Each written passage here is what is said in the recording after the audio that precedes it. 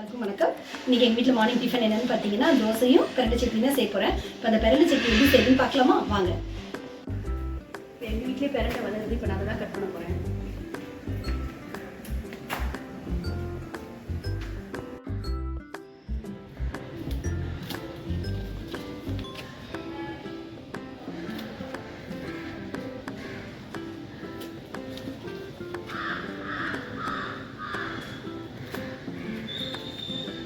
இதெல்லாம் வளருது. இதெல்லாம் நான் அடுத்த தடவை தான் கட் பண்ணணும்.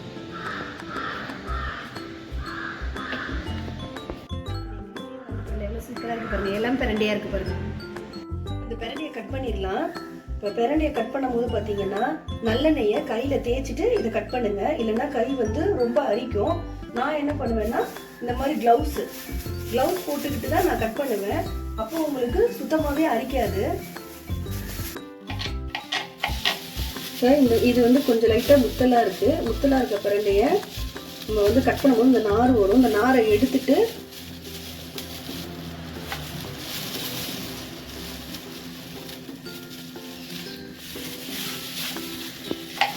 குட்டி குட்டியாக கட் பண்ணும். ஏன் குட்டி குட்டியாக கட் பண்ணுறோன்னா ரொம்ப பெருசாக கட் பண்ணால் நம்ம வதக்கி சட்னி அரைச்சாலும் அந்த நார் அப்படியே திப்பியாக இருக்கும். அதுக்கு தான் ரொம்ப குட்டியாக கட் பண்ணுறது. இவ்வளோ குட்டியாக கட் பண்ணும்போது உங்களுக்கு அந்த நாரே வராது.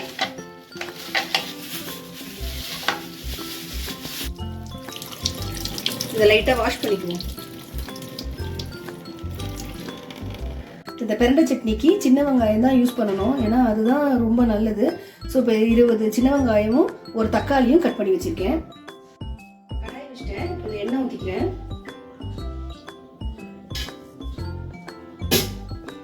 கடுகு போட்டுறேன்.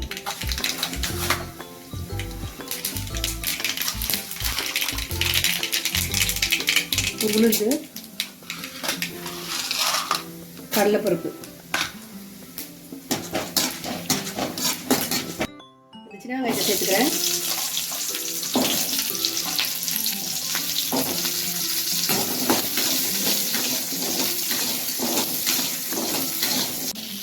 வெங்காயம் வதங்கிட்டு இருக்கும் போது இப்போ நம்ம இந்த பிரண்டையை சேர்த்துக்கலாம்.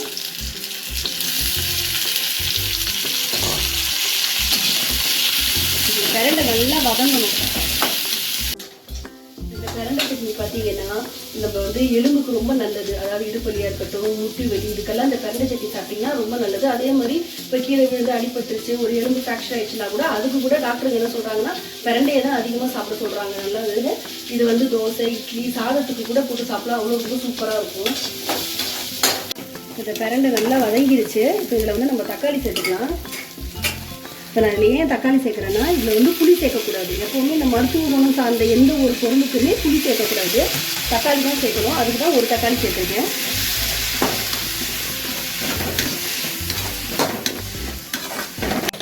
இப்போ இதில் வெங்காயம், தக்காளி, பிரண்டையெல்லாம் நல்லா வதங்கிருச்சு. இப்போ இதை ஆஃப் பண்ணிவிட்டு ஆற வச்சு அரைச்சிக்கலாம். இது நல்லா ஆறிடுச்சு. இப்போ மிக்சியில் அரைச்சி எடுத்துகிட்டு வந்துடுவோம். இதில் வரமிளகாய் சேர்த்துக்கிறேன். உப்பு,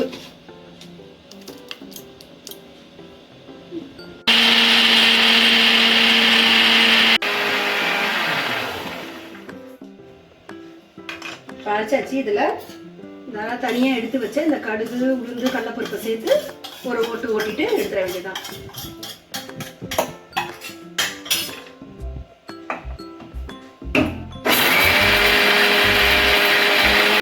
பிரண்டை சட்னி ரெடி ஆயிடுச்சு.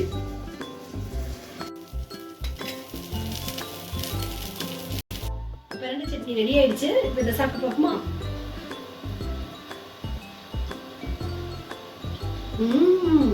சூப்பரா இருக்கு.